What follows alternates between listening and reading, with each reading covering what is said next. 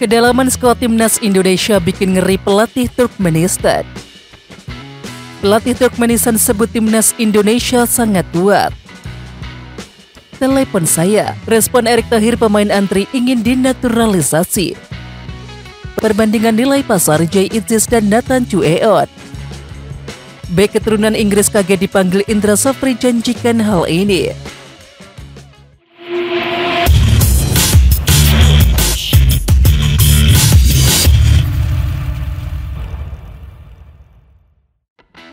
Jelang pertemuan di FIFA Matchday September 2023, pelatih timnas Turkmenistan Orazov mengatakan timnas Turkmenistan tidak akan terpaku kepada satu nama saja dalam menghadapi timnas Indonesia.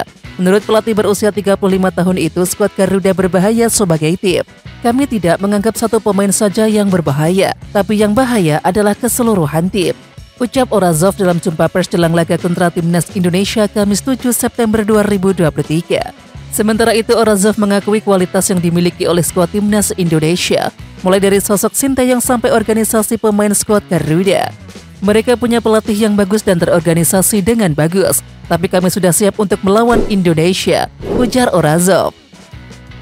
Pelatih Turkmenistan Mirjan Orazov memuji timnas Indonesia yang dinilai sangatlah kuat. Kami sudah menganalisa susunan pemain tim Indonesia. Tim Indonesia sangat kuat, sangat bagus, kata Mirjan Orazov. Di samping itu, Mirjan mengatakan bahwa pihaknya juga sudah menganalisa pertandingan Indonesia versus Argentina saat FIFA Matchday 19 Juni yang lalu. Menurutnya, tim asuhan Sinteyong mampu bermain bagus dan juga memberikan perlawanan sengit kepada tim Tenggo yang berstatus juara dunia. Saat melawan Argentina dan pertandingan cukup bagus, mereka memiliki pelatih yang bagus, ucap Orazov. Doni Tripamungkas mengaku bersyukur dapat promosi ke timnas Indonesia untuk menghadapi Turkmenistan dalam laga uji coba FIFA Matchday. Doni bersama Alfrianda Dewangga dan juga Zaki Ashraf dipilih pelatih Sinteyong untuk mengisi slot pemain timnas Indonesia seiring persoalan cedera pemain yang muncul. Tugas Doni Tripamungkas tidak lantas selesai setelah laga Indonesia versus Turkmenistan. Tenaga ketiganya dibutuhkan oleh tim Garuda Muda untuk menghadapi Taiwan dan juga Turkmenistan di Stadion Manahan Solo. Pelatih timnas Indonesia Sinteyong mengubah formasi saat meladeni Turkmenistan menyusul cedera yang dialami oleh sejumlah pemain. Gara-gara ada pemain cedera di liga sekitar 4-5 pemain, jadi saya mengubah formasinya untuk besok, kata Sinteyong Kamis 7 September. Sinteyong sendiri tak bisa secara penuh memimpin latihan timnas Indonesia di Surabaya karena harus hadir dalam training camp U23 di Solo. Oleh karena itu, Sinteyong merasa dirinya kelelahan karena harus mundar-mandir Surabaya Solo.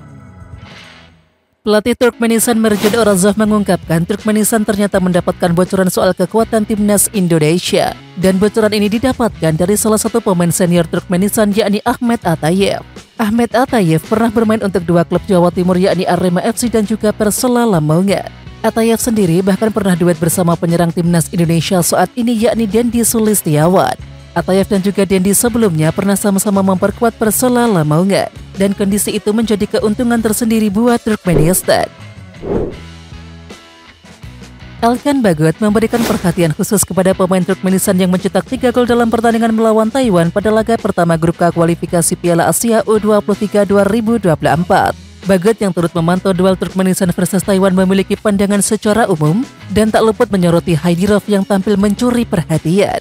Lihat dua lawan kami, Turkmenistan kemarin menang dengan jumlah gol yang banyak. Dan mereka punya pemain berbahaya nomor 11. Jadi kita harus waspada dan hati-hati dalam bermain melawan mereka, ucap Elkan Bagot. Ex-pelatih Ipswich Town sekaligus legenda Borussia Dortmund Paul Lambert buka suara mengenai pemain timnas Indonesia Elkan Bagot. Juru taktik asal Skotlandia tersebut juga jadi pelatih pertama yang memberikan kesempatan kepada Elkan Bagot main di tim senior Ipswich Town. Ia menyarankan Elkan Bagot untuk tetap berkarir di Liga Inggris. Pasalnya jika Elkan tetap berkarir di Inggris, maka akan membantu meningkatkan level timnas Indonesia. Di samping itu, Paul Lambert yakin sepenuhnya bahwa Elkan Bagot bisa membantu timnas Indonesia naik level. Ketua Umum PSSI Erick Thohir mengimbau pemain yang tertarik untuk dinaturalisasi agar bisa memperkuat timnas Indonesia agar menghubungi dirinya. Hal ini diungkapkan oleh Erick Thohir menanggapi kabar ada sejumlah pemain keturunan lainnya yang ingin mengikuti jejak Jay Itzis. Selain nama Jay Itzis, nama pemain keturunan lainnya seperti Ragnar Oratmangun yang memperkuat Fortuna Sittard di pentas Eredivisie, santer dikaitkan dengan rencana naturalisasi. Selain itu, ada nama Nathan Chueon yang bermain di Swansea City. Dan Erick Thohir pun memastikan siapapun orangnya, selama merasa punya nasionalisme merah putih, punya kans membela timnas Indonesia.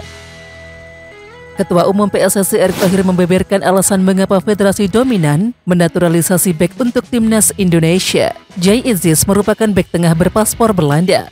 Sebelumnya PSSI juga menaturalisasi 3 pemain belakang yaitu Jordi Amat, Sandy Walsh dan juga Shane Patinama. Kebetulan selama ini pemain yang mengajukan diri atau bersedia menjadi warga negara Indonesia atau WNI berposisi bek. Saat nantinya ada seorang striker ingin jadi WNI, PSSI tak akan tutup mata. Ada 2 pemain keturunan yang dikabarkan bakal dinaturalisasi, yakni Jay Itzis dan juga Nathan Tueon. Sementara itu, Jay Itzis dipastikan oleh Ketua Umum PSSI Erick Thohir bakal menjadi calon pemain naturalisasi untuk timnas Indonesia. Sementara Nathan disebut sintayong yang mengungkapkan sendiri bahwa ia berminat untuk dinaturalisasi. Jay Itzis saat ini punya harga pasar 750.000 euro atau setara dengan 12,3 miliar rupiah. Dan ini menjadi nilai pasar tertinggi Itzis selama ia berkarir. Sementara itu, Nathan punya nilai pasar 500.000 euro atau setara dengan 8,2 miliar rupiah. Dan Nathan sendiri mengaku baru pindah dari Excelsior ke Swansea pada Agustus musim panas ini. Pemain Persebaya Surabaya keturunan Inggris George Brown kaget mendapatkan panggilan seleksi timnas Indonesia U23 untuk persiapan Asian Games 2022 di China. Sebelumnya dia pernah mengikuti seleksi timnas Indonesia U19 di bawah kepemimpinan pelatih Indra Safri pada tahun 2017. Saat itu bersama adiknya Jack Brown, namun gagal lolos seleksi untuk proyeksi Piala AFF dan kualifikasi Piala AFC U19. Dan kini George Brown mendapatkan kesempatan kedua dan menjadi satu-satunya pemain Persebaya yang dipanggil seleksi timnas Indonesia U23. Pelatih Turkmenistan U23 Ahmet Agamiradov memberikan pujian untuk Stadion Manahan Solo, namun ia menilai kondisi lapangan sedikit kering. Ahmet Agamiradov mengatakan Stadion Manahan Solo sangatlah bagus. Menurutnya kandang dari Persis Solo itu memiliki kondisi tak jauh beda dengan stadion di Turkmenistan. Usai mendapatkan kemenangan atas Taiwan U23, Turkmenistan U23 memiliki waktu istirahat cukup panjang. Pasalnya, mereka akan menghadapi timnas Indonesia di Stadion Manahan Solo Selasa 12 September 2023. Striker timnas Indonesia U23 Ravel Struijk curhat kakinya letih setelah menempuh perjalanan jauh dari Belanda untuk membela Garuda Muda. Efek perjalanan jauh Belanda-Indonesia, winger berusia 20 tahun ini mengakui kakinya mengalami keletihan. Akan tetapi, ia mengatakan kondisinya bagus. Artinya meski kaki mengalami letih, Ravel Struijk masih bisa bermain di laga pertama timnas Indonesia U23 melawan Chinese Taipei, yakni di kualifikasi Piala Asia U23 2024. Oke timnas lovers, siapa kita? Kita Indonesia. Ayo kita dukung terus sepak bola tanah air Indonesia. Jangan lupa dukung terus Garuda Raya Channel dengan subscribe, like, dan komen karena saran dan kritik kalian sangat bermanfaat untuk perkembangan channel ini. Tungguin video selanjutnya dari Garuda Raya Channel. Salam olahraga.